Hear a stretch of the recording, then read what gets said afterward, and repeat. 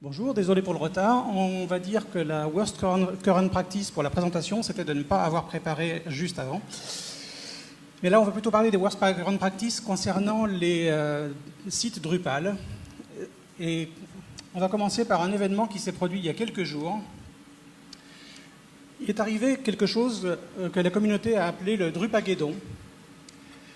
Pour ceux qui ne connaissent pas le terme, c'est un événement qui s'est passé, c'est une alerte de sécurité de la plus extrême gravité qu'on ait jamais rencontrée dans le monde Drupal.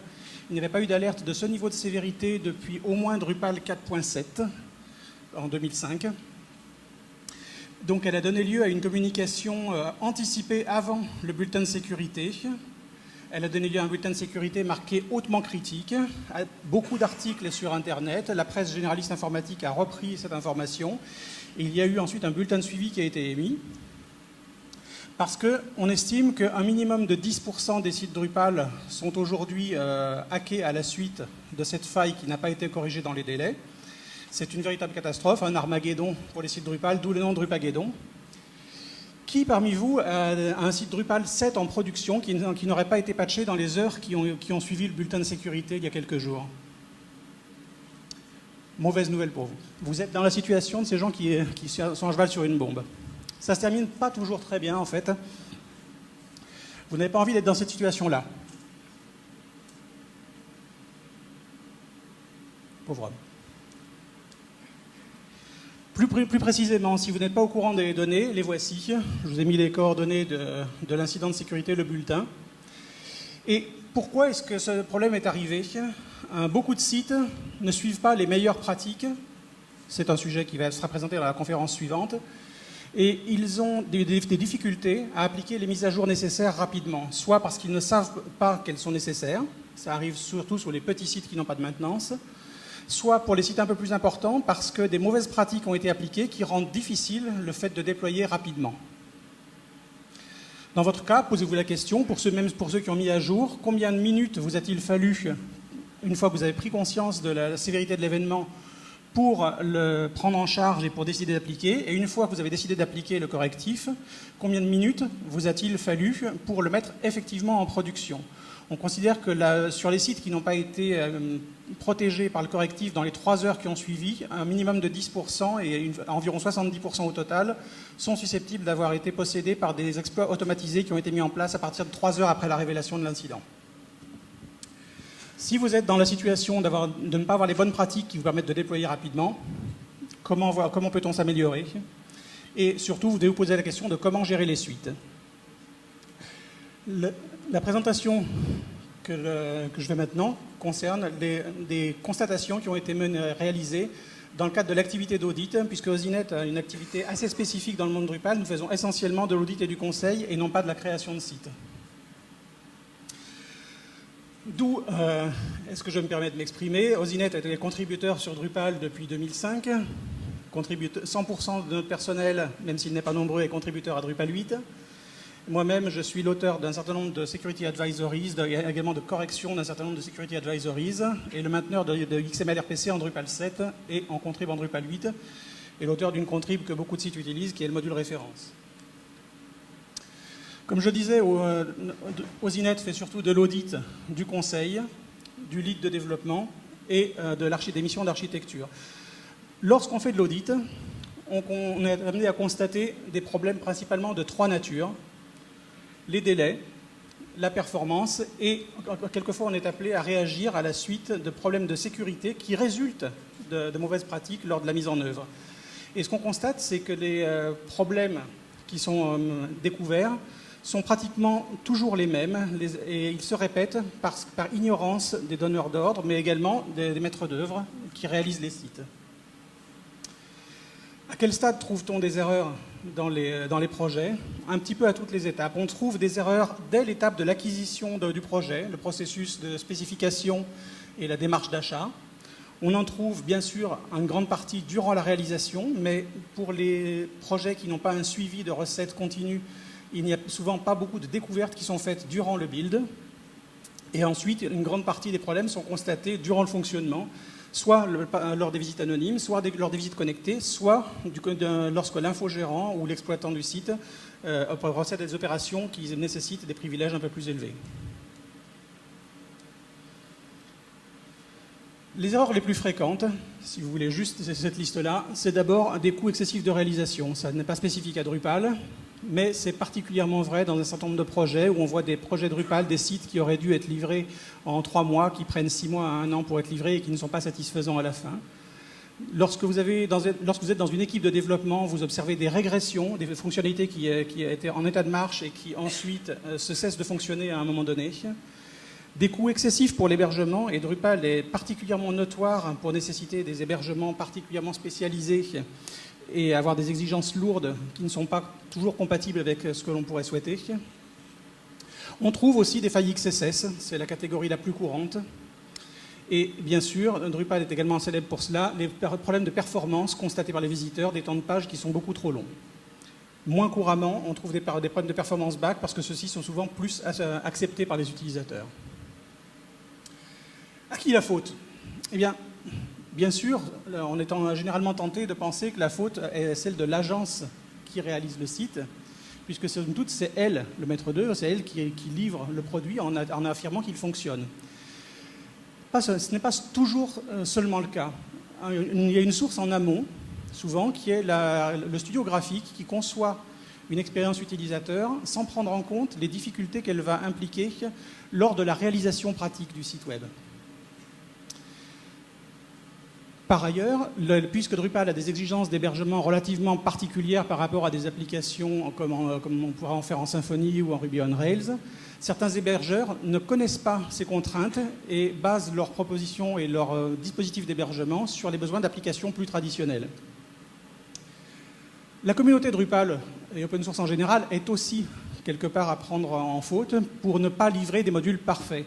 Mais nous savons tous que les modules, notamment contribution, ne disposent pas forcément de grands moyens puisqu'ils sont faits généralement pour résoudre le problème d'une entité et seuls les plus grands modules et Drupal Core lui-même bénéficient d'un suivi de qualité au plus haut niveau.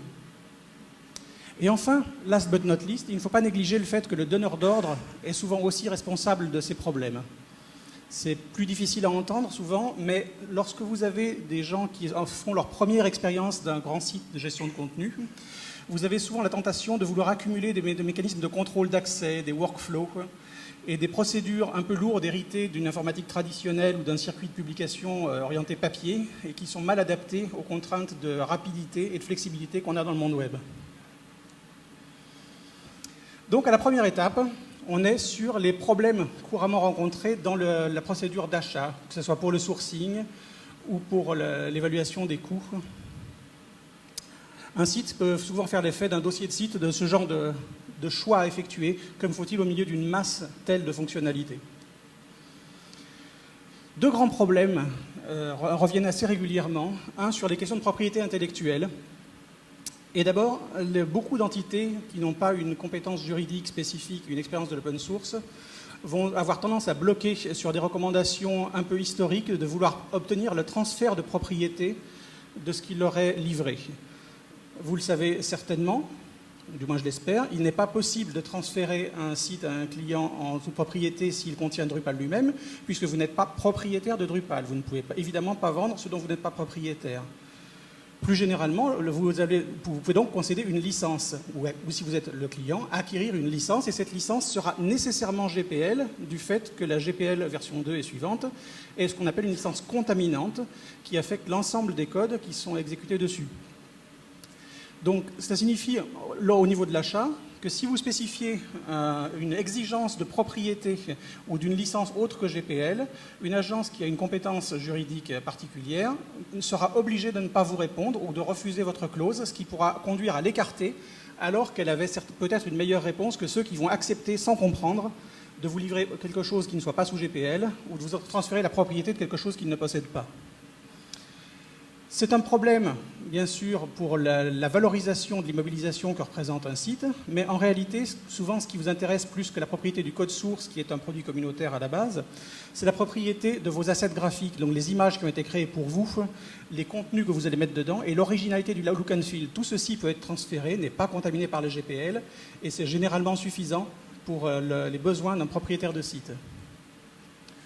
La deuxième grande catégorie de problèmes au niveau du sourcing, c'est les marchés publics. Beaucoup de sites sont réalisés par les collectivités locales, par l'État, par les administrations, et ils sont sujets donc aux clauses du Code des marchés. Et souvent, ils ne maîtrisent pas les conditions du CCH éthique qui ont été mises à jour relativement récemment pour prendre en compte l'émergence du phénomène des logiciels libres.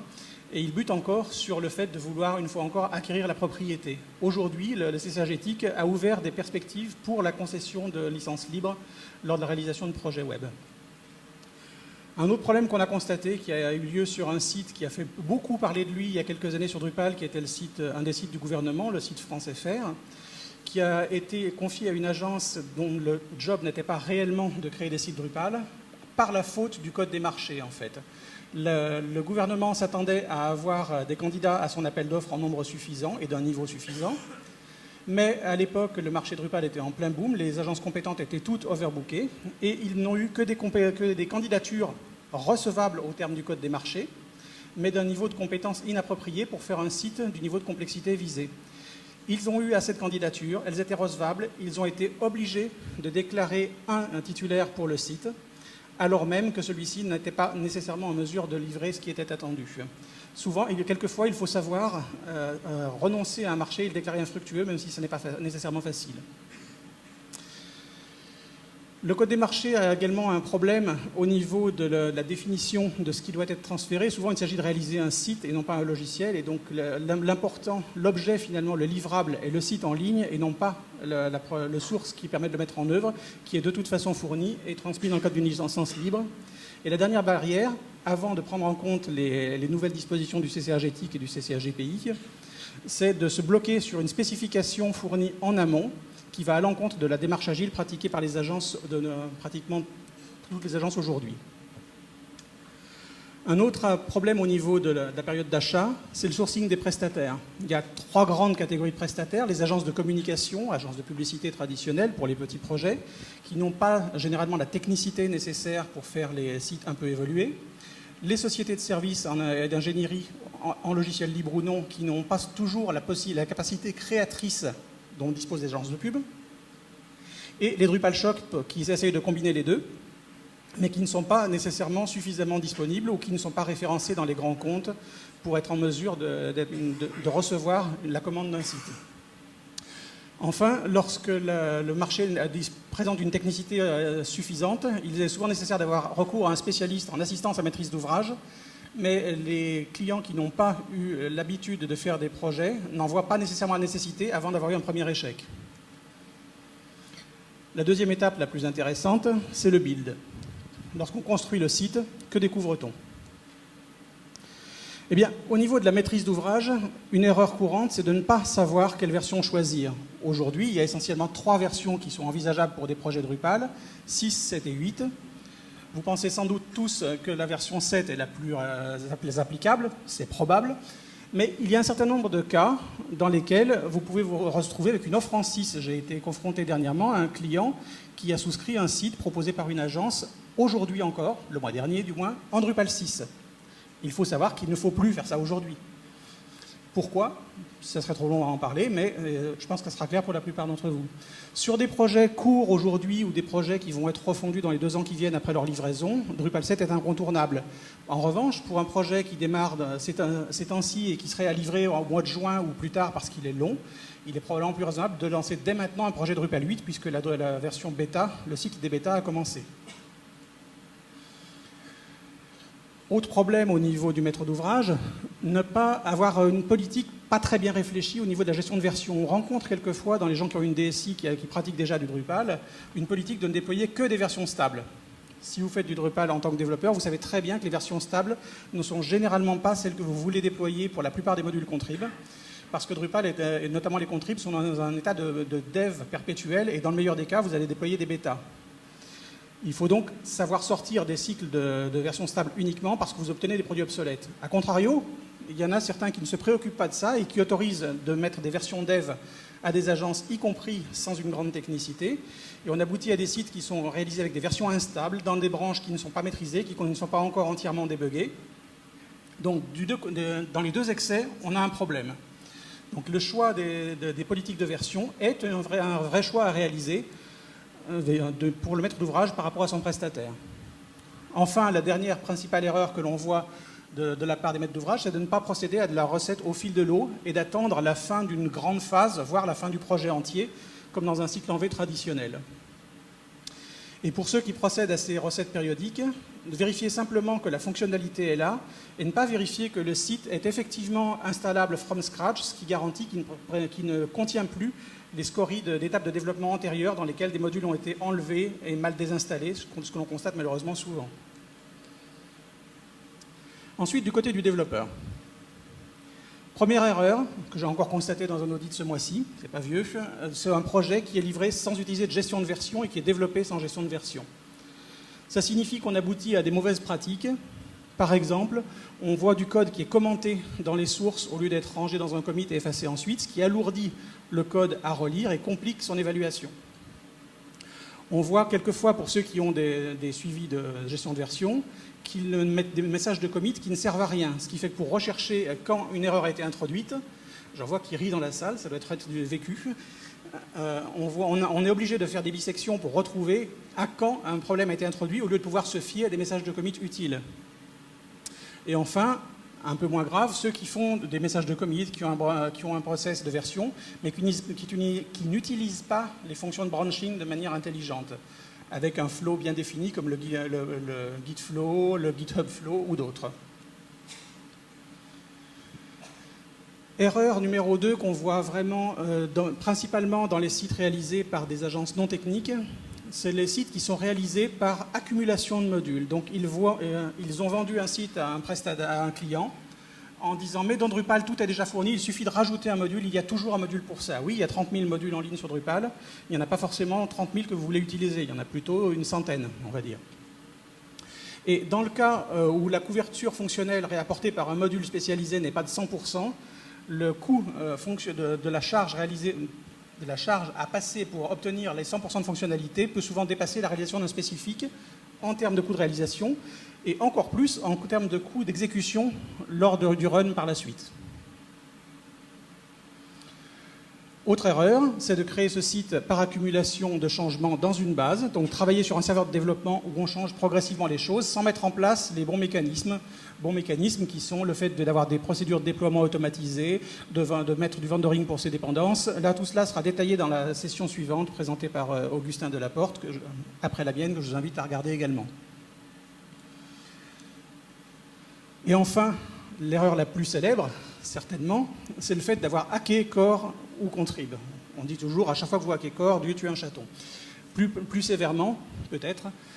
Généralement, hacker Core, aujourd'hui, dans une version Drupal 7, c'est généralement la preuve d'un manque de connaissance de Drupal. Ce n'est typiquement pas nécessaire. Et lorsque c'est nécessaire, plus souvent pour de la contribution et de la petite contribution que pour Drupal Core lui-même, procéder à des hacks sans avoir enregistré la liste des patchs que l'on a appliqués par rapport à la version de référence de manière utilisable, voire automatisable. Parce que si on fait des modifications et qu'on ne sait pas pourquoi elles sont faites et qu'on n'en a pas la liste, il devient difficile de procéder aux mises à jour en étant sûr qu'on ne va pas casser son site. On se retrouve dans la situation du Drupageddon où vous avez une mise à jour d'urgence qui arrive, votre site comporte un Drupal modifié, vous ne savez pas si vous pouvez l'appliquer et les minutes courent et la probabilité d'être hacké s'accroît de minute en minute.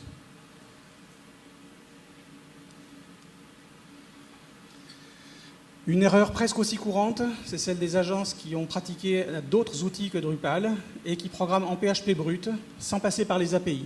Donc ils les appellent MySQL au lieu de passer par les API de base de données, ou ils ne déclarent pas les schémas des tables qu'ils utilisent. Ils manipulent directement les données, ce qu'on appelle les super globales comme $get, et ça c'est la source numéro 1 des failles XSS de sécurité.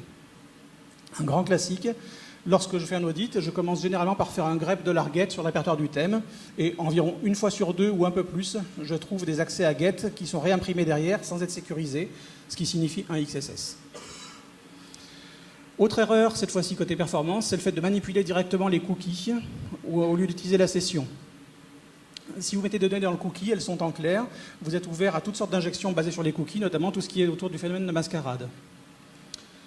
Enfin, le fait d'exécuter des actions de modification à la suite d'une requête, notamment en GET, sans avoir sécurisé cette action par un jeton à usage unique. Ça ouvre lieu à des attaques de type XSRF.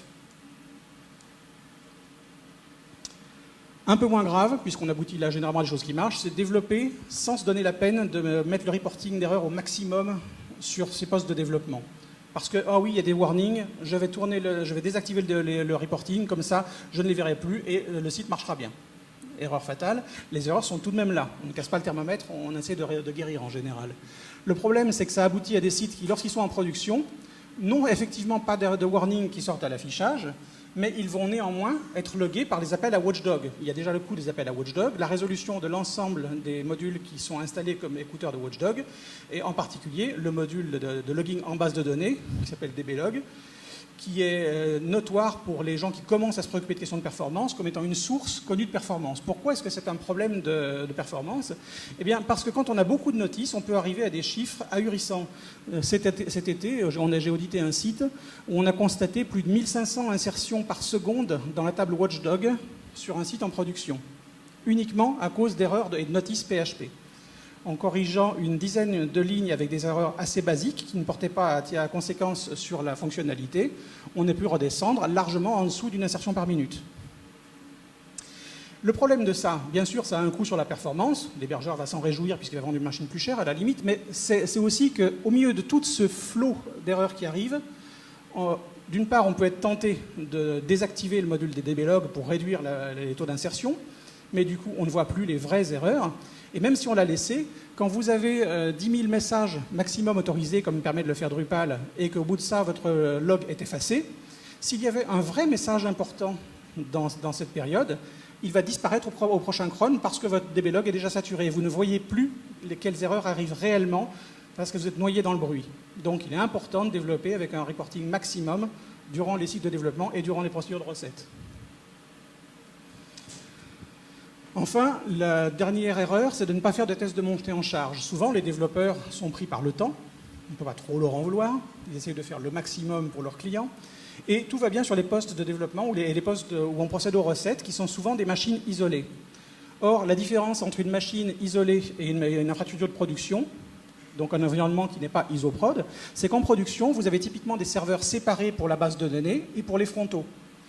À partir de là, le temps passé dans les requêtes web contient le temps que vous aviez en local pour exécuter le PHP, le temps passé par le serveur SQL pour ramener votre requête, mais également la latence intermachine pour exécuter toutes les requêtes. Donc, quand vous êtes en local, cette latence est voisine de 0 puisque vous travaillez en mémoire. Quand vous êtes sur une infrastructure, et notamment sur une infrastructure cloud, comme je ne citerai personne, mais enfin, tous les projets basés sur sur Amazon ou sur Rackspace, vous ne maîtrisez pas le temps de réponse entre votre frontal web et votre base de données. Autre erreur, faire des tests uniquement en anonyme. On fait un test avec AB, Apache Bench, qui est très pratique, et on se convainc rapidement que le site est assez rapide. Oui, mais le problème, c'est que AB ne ramène que la page web de base, et puisqu'il fonctionne avec le cache de page qui est normalement activé, il n'est pas représentatif du temps que vous allez passer à chaque nouveau hit d'un utilisateur qui arrive sur une page qui n'est plus cachée ou qui vient sur une autre page qui n'a pas encore été observée. Dernière erreur également, même si on respecte tout ceci, tester sur un poste local pour la partie cliente par rapport au serveur. Et dans ce cas-là, votre test lui-même, le client de test, consomme une partie des ressources et le débit de votre serveur est inférieur à ce qu'il serait en situation réelle. Vous aboutissez à des résultats qui sont minorés. Un plus petit nombre de sites est concerné par ces erreurs-là, ce sont les pratiques d'internationalisation. Beaucoup de sites ne sont pas prévus pour être internationalisés et ils sont développés en négligeant l'internationalisation. Donc qu'est-ce qu'on trouve? On trouve de la fabrication de chaînes par assemblage de traduction, qui fait des hypothèses sur la grammaire des langues éventuelles de traduction ultérieures, ou également on trouve souvent des chaînes dans les templates. Ça ne devrait pas exister non plus puisque ça n'est pas traduisible directement. Et bien sûr, les questions liées à la localisation plus qu'à la traduction, tout ce qui est date, nombre, monnaie, pour lesquelles Drupal propose des API qui ne sont pas utilisées. Enfin, une fois que le site est livré, il faut le prendre en charge, le posséder, l'exploiter, le posséder. Ça suppose d'abord d'avoir un hébergement, et là aussi, on trouve des difficultés dans les hébergements. Première difficulté au niveau du sourcing de l'hébergement, c'est de confondre un hébergeur et un infogérant. Le vocabulaire est un peu ambigu. Souvent, les prestataires vont dire qu'il faut un hébergement pour le site, sans préciser qu'il faut aussi un infogérant. La différence, c'est qu'un hébergeur fournit du matériel, loue de la bande passante, de la sécurité incendie, de la connectivité, de la climatisation, et il s'arrête là. Un infogérant va prendre en charge le fait d'exécuter des sauvegardes qui permettront de revenir à un état stable après un incident comme le Drupagédon, une fois encore. Il va mettre en place un monitoring sur vos serveurs, voir lesquels sont surchargés, mettre en place un firewall qu'il va administrer. Bref, toutes des tâches qui nécessitent de l'intervention humaine, qui ont des coûts beaucoup plus élevés que la location de matériel, mais qui sont indispensables pour assurer le bon fonctionnement d'un site. Une erreur technique courante, développer sans cache d'opcode. Si vous êtes encore en 5.3 ou en 5.4, ne pas mettre APC. Si vous êtes en 5.5, ne pas activer opcache. Et variante un peu moins grave, les mettre en place sans surveiller ce qui se passe. Les configurations par défaut sont inadaptées à Drupal. Par exemple, APC a par défaut un cache de 31 mégas qui est insuffisant pour tenir n'importe quel site Drupal 7 aujourd'hui. Ce qui aboutit au fait que vous avez du temps passé dans les mises en cache et des évictions qui suivent pour la page suivante pour remettre en mémoire du code qui sera réeffacé par la suivante. Ça peut arriver à être plus lent que de la mise en place sans coche d'opcode. Beaucoup d'erreurs également au niveau de même cache. Quand on a des problèmes de performance, souvent les hébergeurs et les gens qui lisent des choses sur Internet pour trouver comment résoudre des problèmes de performance vont dire « Ah, on va mettre même cache pour régler les problèmes de base de données ». Oui, c'est une bonne solution dans la plupart des cas, mais si elle est mal réglée, ça peut être pire que de ne pas le mettre en place du tout. On a eu un cas cet automne où la première étape d'accélération a été de désactiver momentanément même cache. Pourquoi ? Parce que vous avez un phénomène de limitation de taille des entrées dans le cache de Drupal, dans le cache de Memcache, à 1 méga par défaut. C'est réglable, mais c'est 1 méga par défaut.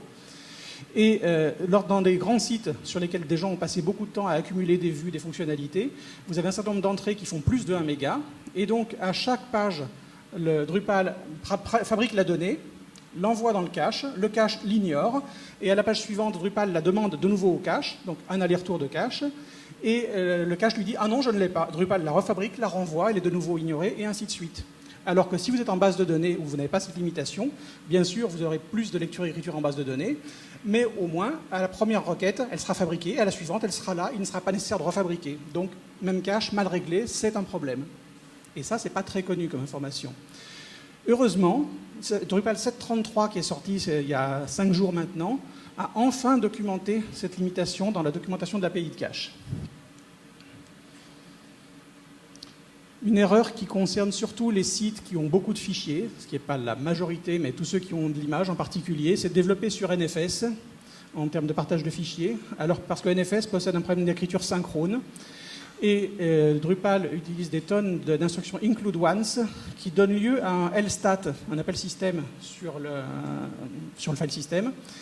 Et les résultats, pour compenser la lenteur des systèmes de fichiers réseau comme NFS, sont cachés dans ce qu'on appelle un cache, le real path cache, qui est par défaut sous Unix réglé à une valeur totalement insuffisante pour les projets Drupal. Un projet Drupal, c'est couramment 1500 à 3000 fichiers, et vous avez un cache d'entrée qui fait généralement 64K par défaut, alors que vous voulez le monter plutôt à 2 ou 3 mégas. Les résultats sont étonnants. Les erreurs au niveau de la maintenance maintenant. L'erreur la plus grave, vous l'avez compris à propos de Drupagédon, c'est de ne pas appliquer les mises à jour de sécurité dans les délais. S'il y a une chose à retenir, je pense, des erreurs les plus graves, c'est celle-ci. Vous devez faire en sorte que votre site soit toujours à jour de sécurité. Il y a très rarement, heureusement, des menaces graves comme celle de Drupagédon, mais vous ne voulez vraiment pas être dans cette situation-là. Vous ne voulez pas être sur un site dont vous savez qu'il peut vous exploser littéralement en production et détruire votre réputation et votre activité sans avoir pris tous les moyens pour vous en protéger. Alors pourquoi est-ce qu'on est amené à ne pas déployer ces mises à jour de sécurité ? Eh bien, souvent, ça provient des difficultés de mise à jour, les hacks de core ou de contrib dont on a parlé. On a un Drupal modifié, créé par une agence avec laquelle on n'a pas forcément passé un contrat de maintenance parce qu'on pensait que ça n'était pas nécessaire. Et du coup, arrive ce bulletin de sécurité. Que faut-il faire ? On ne sait pas faire. On ne sait pas si en déployant le site, on va casser. Ou même, on essaye sur un autre serveur et on constate que oui, ça casse. Que fait-on ? Si on avait évité d'avoir hacké Drupal Core, on n'aurait pas ce genre de problème. Autre possibilité, vous avez un mainteneur pour un module Contrib qui a une faille de sécurité et qui ne réagit pas assez vite. Et aussi, au niveau de l'infogérance, vous avez des process qui sont très rigides. J'ai été amené à constater au fil de divers audits des sites sur lesquels il fallait quelquefois plus d'une semaine pour déployer la moindre release parce que l'hébergeur avait réussi à imposer à son client de devoir fabriquer un RPM pour chaque release et de le passer par un circuit de validation en interne qui, chez eux, prenait une semaine en ne travaillant surtout pas pendant les week-ends. C'est totalement inacceptable pour un circuit de mise à jour de sécurité critique et il faut absolument s'en protéger. Erreur, je l'ai évoqué un peu tout à l'heure, d'avoir désactivé le module de logging en base de données parce qu'on avait trop d'insertions suite à des mauvaises pratiques de codage et ne pas l'avoir remplacé par autre chose. Pour ceux qui ont ce problème d'avoir une grande masse d'erreurs, le module syslog est en mesure d'accepter un flux de données très important et vous pouvez analyser ces flux ensuite dans un outil de reporting externe à Drupal. Dans un premier temps, vous mettez en place un Kibana, par exemple, qui va prendre les données de syslog, les mettre dans un Elasticsearch et vous fournir un moyen d'analyser cette grande masse de données en dédoublant les messages pour éliminer tout le bruit de logging qui résulte des mauvaises pratiques de codage, ce qui permet d'être en sécurité en observant ce qui se passe réellement pendant qu'on travaille à la réduction des erreurs et du niveau de bruit en général. Des choses un peu plus réjouissantes maintenant, les problèmes de performance en front. Le problème numéro 1, c'est la gestion du cache. Bien sûr, vous savez tous, si vous avez du Drupal, qu'il faut vider son cache, mais pas trop souvent. Drupal possède un mécanisme numéro 1 d'accélération qui est ce qu'on appelle le cache de page interne. En gros, lorsque Drupal a fabriqué une page, il en conserve une copie dans le cache, donc dans sa base de données par défaut, dans le même cache si vous l'avez rangé ailleurs. Et à chaque fois qu'un visiteur anonyme arrive et redemande la même page, elle pourra être resservie de ce cache en provoquant un très petit nombre de requêtes, 5 dans le cas le plus général, donc ce qui fait peu de requêtes SQL, un chemin de code PHP court, et on arrive typiquement à servir des pages en moins de 50 millisecondes, ce qui est tout à fait raisonnable. La limitation de ça, c'est qu'un certain nombre de sites, on le découvre lors des audits, ont cette fonctionnalité désactivée. En gros, ils ont serré les freins, ils ne savent pas pourquoi leur site est lent. Donc n'hésitez pas à la cocher. Également, si vous mettez une durée courte sur le cache de page derrière, vous allez être limité sur la scalabilité interne, à votre scalabilité interne, c'est-à-dire au débit que vous pouvez servir vous-même en 50 millisecondes, au lieu de vous appuyer sur la scalabilité externe, la web scale, que vous apporte le fait d'activer la durée des caches de page, le deuxième paramètre, celui qui définit le temps que les browsers et les proxys vont pouvoir cacher vos pages. Si vous activez cette fonctionnalité, que vous donnez un certain délai, quelques minutes, quelques heures idéalement, lorsque une page va être reconsultée au travers d'un réseau de distribution, un CDN par exemple que vous avez mis en place, aucune requête n'arrivera jusqu'à votre serveur. Donc non seulement elle n'aura pas à être servie à partir de Drupal en lourd, mais elle n'aura même pas besoin de déclencher votre système de cache de page et votre infrastructure va demeurer non touchée pour servir ces données qui seront entièrement servies par des ressources externes. Donc grande rapidité et une grande résistance au trafic. Pour reprendre le cas dramatique de FranceFR que j'ai évoqué tout à l'heure, lorsqu'on a procédé aux corrections après la mise en place qui avait été faite initialement, on est arrivé à supporter 23 000 connexions simultanées par seconde. Et les serveurs ne bougeaient pas avec un quart de l'infrastructure qu'il y avait à l'origine. Ensuite, pour les sites un peu évolués, on trouve des gens qui ont bien activé le cache de page, mais qui prennent des moyens techniques pour rendre leur page non cacheable pour éviter qu'elle ne soit dans le cache de page. En quoi ça consiste? Typiquement, essayer de traquer les utilisateurs dans Drupal lorsqu'ils sont anonymes en mettant des choses en session anonyme. Si vous mettez des choses en session anonyme, vous avez des cookies qui sont émis et par défaut, automatiquement, ça signifiera que les CDN, les proxys externes, les proxys d'entreprise ne cacheront pas vos pages, les browsers renverront le cookie et si vous avez un varnish devant, dans la plupart des cas, vous allez devoir ne pas cacher la page également, parce que sans quoi vous allez perdre le cookie que vous aviez placé initialement. Il y a des moyens de contourner ça, mais ils ne sont pas très utilisés, malheureusement, on le constate dans les audits. Ensuite, lorsque vous avez mis en place une cachabilité avec des durées, vous avez une lutte en général entre l'éditorial, qui veut avoir des rafraîchissements très courts, une durée courte avant la publication des contenus, ce qui n'est pas possible si la page est cachée dans des serveurs externes qu'on ne maîtrise pas, et la technique qui voudrait des durées plus longues, justement pour limiter la charge imposée sur le système.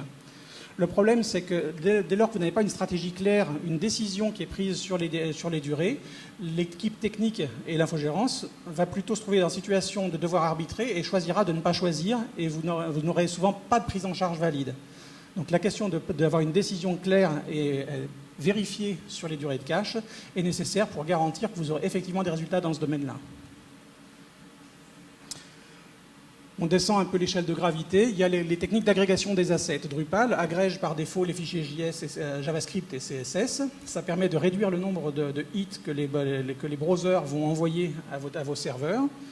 Et ça permet globalement de réduire le temps de fabrication de la page. Ça ne change pas le temps qu'il faut pour descendre la page elle-même, mais ça change le temps qu'il faut pour ramener toutes les ressources qui sont sur cette page, les images, les scripts, et donc le temps de déclenchement des animations que vous allez mettre dessus, et ainsi de suite. Lorsqu'on arrive sur des sites, beaucoup n'ont pas l'agrégation, notamment l'agrégation JavaScript. Et quand on demande pourquoi, la réponse c'est que le prestataire a dit que Drupal était cassé, que ça ne marchait pas. En réalité, ça veut plutôt dire en général que le prestataire n'a pas réalisé son thème, généralement, en respectant les pratiques Drupal, pour s'assurer que l'agrégation fonctionnait et que ces pratiques ne cassaient pas le thème. La cause la plus courante, c'est qu'il s'agit de gens qui ont travaillé avec les anciennes versions de Drupal et qui n'ont pas adapté leurs pratiques aux nouvelles normes de codage JavaScript de Drupal 7. Manque de compétences. Encore moins grave, vous avez des gens qui mettent en place l'agrégation, qui ne l'ont pas cassée, mais qui se limitent à ce qui est fourni par Drupal Core. Il y a des mécanismes d'agrégation plus avancés, comme Advanced Aggregator, qui est compatible avec le déploiement sur un CDN, qui vous permet d'obtenir des taux de compression et d'agrégation des ressources plus efficaces que l'agrégateur de base, donc de réduire encore les temps de service de vos pages anonymes. Une erreur encore un peu moins grave, mais fréquente également, c'est toute la gestion du domaine sharding. Le domaine sharding, c'est le fait de placer vos assets sur des domaines différents de vos pages. Initialement, on fait ça typiquement pour mettre les images sur un autre domaine que les pages. L'avantage étant que dans des situations d'infrastructure très simples, sans infogérance compétente, on va dire, ça permet de s'assurer que lorsque votre Drupal renvoie des pages avec des cookies, le browser qui va chercher les images va les chercher sur un autre domaine et ne renverra donc pas les cookies avec sa requête, ce qui fait que les configurations par défaut des proxys seront en mesure de servir les pages cachées. Alors que s'ils le mettaient sur le même domaine, le browser renverrait le cookie, le cache, pas configuré spécialement intelligemment, verrait qu'il y a un cookie et dirait « je ne peux pas cacher, c'est pour un utilisateur qui a besoin de rafraîchissement ». Alors bien sûr, quand Varnish est correctement configuré, on peut lui dire sur tel type de chemin, sur tel type d'extension d'URL, ignore le cookie, fait comme s'il n'était pas là, et sert la page cachée. Mais ça nécessite une certaine compétence qui n'est pas toujours présente dans les infogérances bas de gamme, on va dire. Plus rare, c'est la multiplication. Vous avez des gens qui ont entendu parler de domaine sharding et qui se mettent à répartir des ressources sur des domaines multiples, nombreux. Le problème, c'est que ça entraîne des requêtes DNS pour résoudre tous les domaines auxquels il faut s'adresser. Et vous êtes également limité par le nombre de requêtes parallèles maximum que peut faire un navigateur. C'est une mauvaise pratique. Objectivement, elle est quand même moins courante. Et bien sûr, tout ceci concerne les accélérations pour les utilisateurs anonymes qui visitent des pages déjà cachées, mais ils sont également victimes des problèmes que rencontrent les utilisateurs connectés, parce que lorsqu'une page n'a pas été consultée depuis un certain temps, qu'elle est nouvelle, qu'elle vient d'être fabriquée, le premier utilisateur anonyme qui arrive dessus prend exactement le même temps qu'un utilisateur connecté, parce qu'il faut générer la page une première fois avant de la mettre en cache. Ce qui nous amène au temps passé par les utilisateurs les plus lourds de votre site, ceux qui travaillent dessus, les rédacteurs, donc le temps constaté en bac. Le problème numéro 1 qu'on constate, ce sont les sites un peu complexes, typiquement, dans lesquels il y a nécessité d'aller chercher des données en dehors du site Drupal lui-même. Qu'est-ce que ça veut dire? Vous avez typiquement une page qui ramène des informations d'un serveur documentaire, d'une application d'entreprise, d'un flux externe. Et ces données sont fabriquées durant le cycle de page. Quelqu'un a fait une requête HTTP dans un module fonctionnel pour aller chercher la donnée et la remettre dans la page. Le problème, c'est que si cette source de données devient lente ou même indisponible, la page complète devient indisponible. C'est une mauvaise pratique qui est malheureusement vraiment très courante. J'ai constaté ça dans un extranet il y a quelques semaines dans une grande société d'immobilier française. Et malheureusement, ou heureusement, c'est un problème qui est simple à résoudre. Il suffit d'aller chercher des données en différé, de les mettre en cache et de toujours afficher les données du cache, quitte à demander un rafraîchissement asynchrone de la donnée. lorsque la donnée commence à dater un peu, qu'elle a besoin d'être rafraîchie, mais de jamais afficher en live, toujours aller chercher par un processus en mode ligne de commande, déclenché par un cron ou par une file d'attente. Il faut savoir que Drupal core lui-même contient ce défaut à 2 endroits. Vous avez d'une part le module update, qui ne devrait généralement pas être activé en prod sur les sites un peu conséquents, parce qu'il devrait être activé ailleurs pour vérifier les mises à jour, mais pas sur la production pour contourner ce problème et les réduire un peu la charge. Et Drupal core, lorsque le module update est activé, va périodiquement vérifier sur drupal.org, qui est loin d'être le site le plus rapide du monde, pour les administrateurs et sur certaines pages uniquement, heureusement. Mais le problème, c'est que tant qu'il n'a pas eu une réponse positive de Drupal, ce qui arrive lorsque drupal.org est chargé, il continue à renvoyer cette requête régulièrement à chaque page jusqu'à ce qu'il aboutisse à la conclusion que la donnée, qu'il obtienne sa donnée ou qu'il ait échoué un certain nombre de fois. Donc en général, vous ne voulez pas activer Update en production, vous l'activez sur un poste de développement, sur une machine qui périodiquement fait des vérifications, mais pas en production. Également, si vous utilisez l'agrégateur de flux, Aggregator par défaut, Aggregator fait ses recherches normalement sur les tâches de cron qui ne sont pas des tâches en ligne, mais si la fonctionnalité, qui est une sorte de sécurité construite dans Drupal 7, qui est l'équivalente de l'ancien module Performance Cron, n'a pas été désactivée, périodiquement, le Performance Cron se déclenche et Aggregator va aller chercher des données à l'extérieur sur un cycle de page. La solution, elle est dans le jaune en dessous. Vous devez toujours lancer les accès extérieurs en asynchrone avec du cron ou avec une file d'attente comme Beanstalk.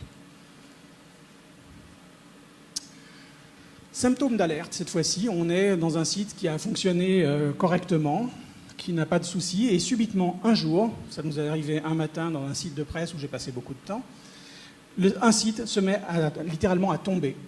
Subitement, les pages prennent 1 minute à arriver, on a des erreurs 500. Que se passe-t-il? La cause typique de ça, c'est le phénomène dont je vous ai parlé tout à l'heure à propos de Memcached. Memcached accepte par défaut une longueur maximale de 1 méga. Or, il y a une clé de cache dans Drupal qui est le cache de traduction, qui, en présence de certaines erreurs, va grossir indéfiniment.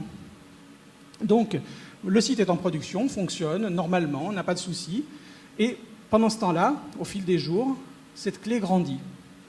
Et un jour, au moment où la goutte d'eau arrive qui fait déborder le vase, la clé passe à 1 méga et elle dépasse d'un peu la taille autorisée par Memcached.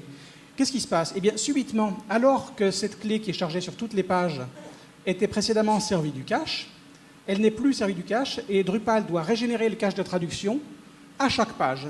Ça change totalement la charge et le nombre de requêtes qui arrivent sur votre serveur web. C'est un cache qui peut prendre plusieurs dizaines de millisecondes à régénérer.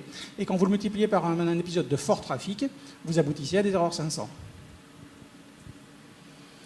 La variante que vous avez, c'est que sur un site qui est en train d'évoluer, on rajoute de la fonctionnalité périodiquement. On a vu ça sur un site de sport il n'y a pas si longtemps que ça. Vous constatez qu'une nouvelle version devient beaucoup plus lente que la précédente, alors qu'il ne s'est rien passé qui justifierait fonctionnellement cette lenteur. Typiquement, vous avez rajouté un display de plus dans une vue, vous avez intégré une table de plus dans le schéma de views, et subitement le cache de vue se met lui aussi à dépasser 1 méga. Et du coup, automatiquement, à chaque page qui contient une vue, ce cache est régénéré, et vous avez le même phénomène qui se produit. Heureusement, ça se détecte généralement dans le développement, et on peut revenir en arrière, et ce qui n'arrive pas sur le problème du cache de locale en général. Pour le confirmer, vous avez 2 principaux moyens d'analyser. Vous avez le profiler XHProf, qui est pratique pour ça, ou l'analyseur de cache spécifique Eisencache que j'ai créé l'année dernière. À court terme, on se sort de ce problème-là en augmentant la taille autorisée par Memcache, mais c'est une mauvaise pratique, c'est vraiment juste un hack immédiat. Il faut ensuite travailler à réduire la taille de ces données ou passer à la structure de tableau de cache qui a été créée dans Drupal 7, ce qu'on appelle le cache-arrêt. Sinon, malheureusement, le plus courant, mais aussi le plus difficile, ce sont les sites qui sont globalement lents, qui n'ont jamais été rapides.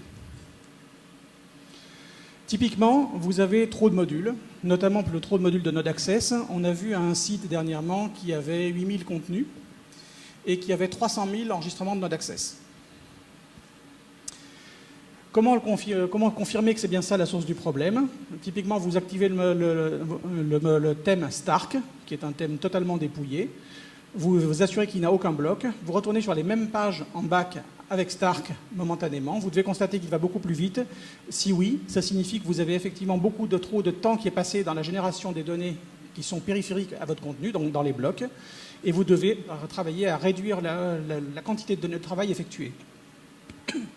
deux possibilités. Soit vous changez complètement la fonctionnalité, soit vous mettez du cache dans les blocs eux-mêmes.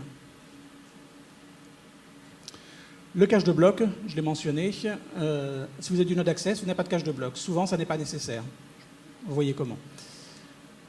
Le cache de données, également, beaucoup de sites qui sont fabriqués par des agences non techniques n'utilisent pas les mécanismes de cache disponibles dans Views et dans Panels. C'est dommage. Donc si le fait de ne pas avoir de cache est un problème, peut-être qu'il faut mettre du cache de partout. Ça, c'est le réflexe qu'on voit souvent en réaction, mais ça n'est pas une bonne pratique, en fait. Quand vous avez trop de cache, ce sont à niveaux multiples, vous avez le phénomène de multiple cachabilité. Vous cachez une donnée brute, vous cachez son rendu, vous cachez le fragment dans lequel elle se trouve et vous cachez ensuite la page entière. Ça signifie qu'au lieu d'avoir caché la donnée une seule fois et fait un seul aller-retour avec votre système de cache, vous en avez fait 4 pour la même chose. Et potentiellement beaucoup plus, puisque il y a beaucoup plus de fragments que de pages au total. Et au total, votre mise en cache répétée vous a coûté de la performance. C'est un problème qui est malheureusement pas très connu et qui est très fréquent.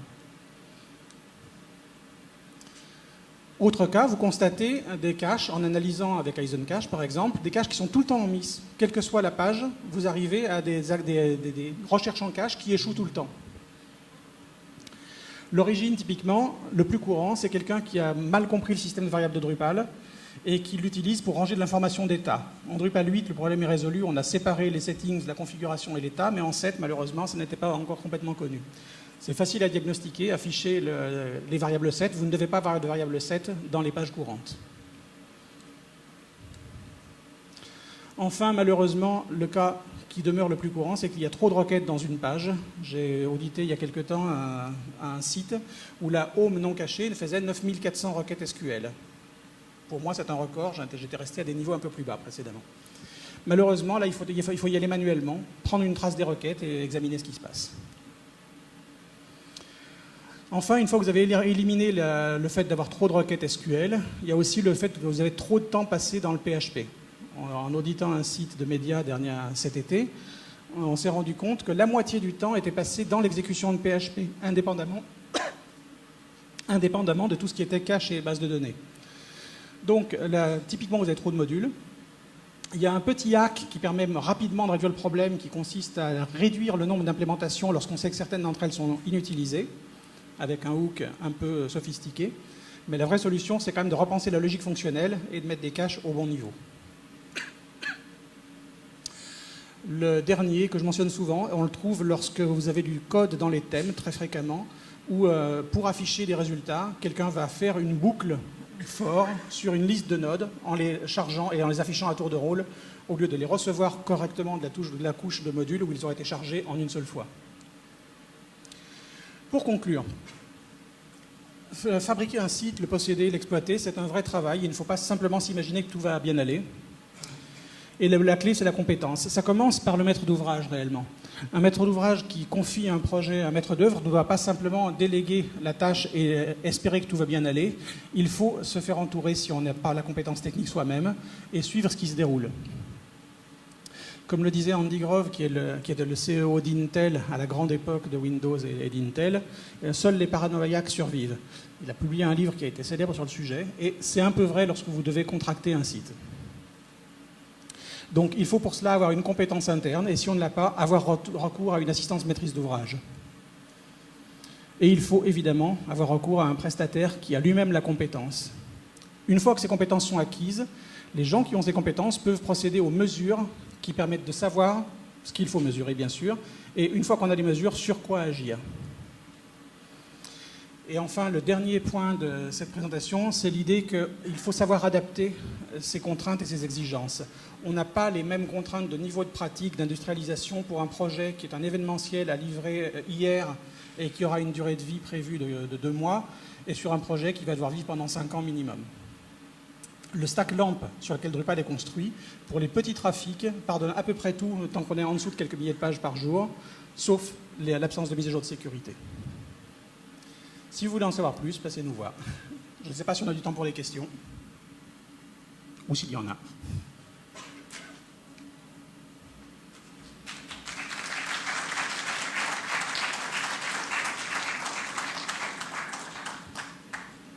Est-ce qu'on a du temps pour des questions et est-ce qu'il y a des questions, justement ? Oui.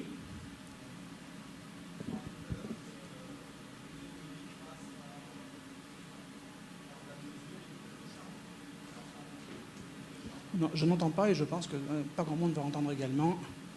Prenez le micro.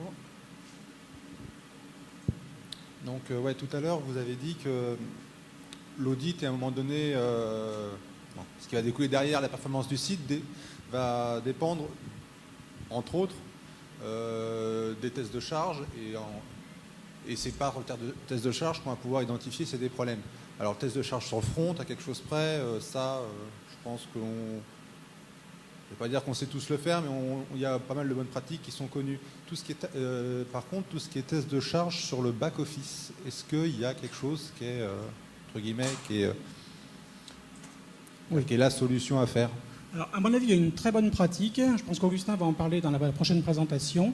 Si vous avez pris la peine de développer un projet en suivant l'ensemble des bonnes pratiques, ça signifie que vous avez des tests d'acceptation. Donc, typiquement, vous avez pris du BIAT et vous avez monté des scénarios qui concernent, pour la plupart des cas, en général, votre back-office, justement. Puisque c'est là que se trouve la fonctionnalité. Donc, vous allez exécuter vos scénarios, et vous pouvez exécuter ces scénarios depuis un ensemble de machines en front, en louant de la ressource sur un testeur dans le cloud, par exemple. Et en exécutant en parallèle vos scénarios, vous pouvez modéliser à peu près le niveau de charge que vous voulez sur du back, avec de la connexion, et qui plus est, ce qui est très intéressant, dans des scénarios d'utilisation réelle, et pas simplement sur une page ou une autre. À mon sens, c'est la meilleure pratique pour tester du back.